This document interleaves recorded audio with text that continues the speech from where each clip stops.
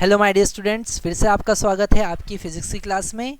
और हम यहाँ पर बात कर रहे हैं मोशन अंडर ग्रेविटी से रिलेटेड न्यूमेरिकल की। और एक बहुत ज़्यादा इंटरेस्टिंग न्यूमेरिकल हमारे सामने आता है ना। न्यूमेरिकल नहीं है, थोड़ा सा डेरिवेशनल क्वेश्चन हम बोल सकते हैं, जिसमें हमको बेसिक फार्मूले यूज़ करना है। क्वेश्चन में गिवन है body is projected vertically upward from the top of a tower, okay, reaches the ground in time t1.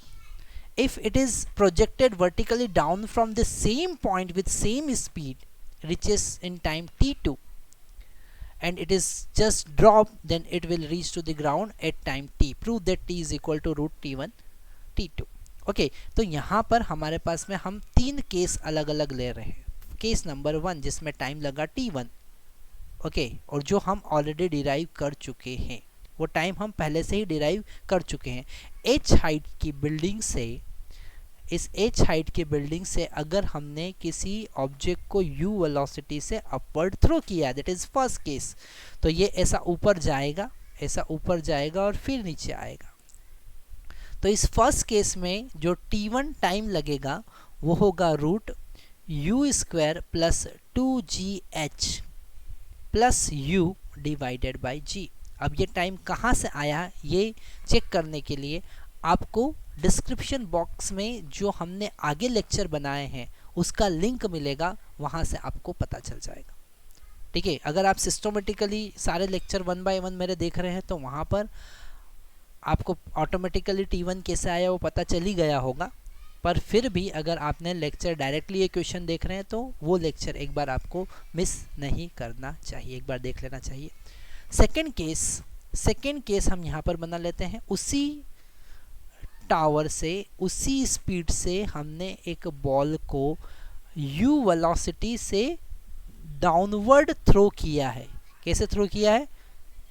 तो u वेलोसिटी से हमने डाउनवर्ड थ्रो किया है, तो यहाँ पर टाइम लगा और हाइट उतना ही है, हाइट उतना ही है। फिर से मैं आपको कहूँगा कि हमारे प्रीवियस वीडियो आपको देखना पड़ेंगे, तब जाके इस t2 का value t2 is equal to root u square plus 2gh minus u divided by g आपको पता चल जाएगा। ओके, तो t1 t2 तो हमने फाइंड कर लिया। और t अगर हमने h हाइट की बिल्डिंग से, थर्ड केस, अगर हमने h हाइट की बिल्डिंग से एक स्टोन को रिलीज किया है, यहाँ से हमने initial u equal to 0 release किया, मतलब क्या रिलीज किया, मतलब क्या u इक्वल टू 0 से रिलीज किया है, तो वो ग्राउंड पे t is equal to root 2h by G time पर पहुंच जाएगा।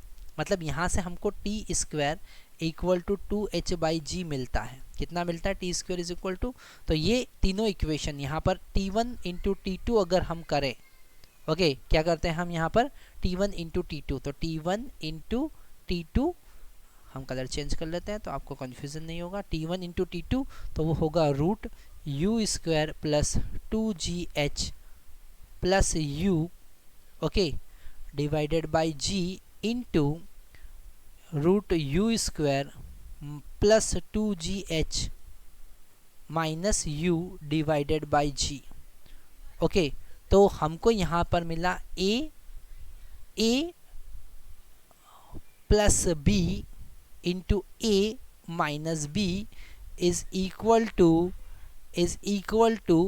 a square minus b square, मतलब u स्क्वायर प्लस 2gh और इसका रूट का स्क्वायर, इसका रूट का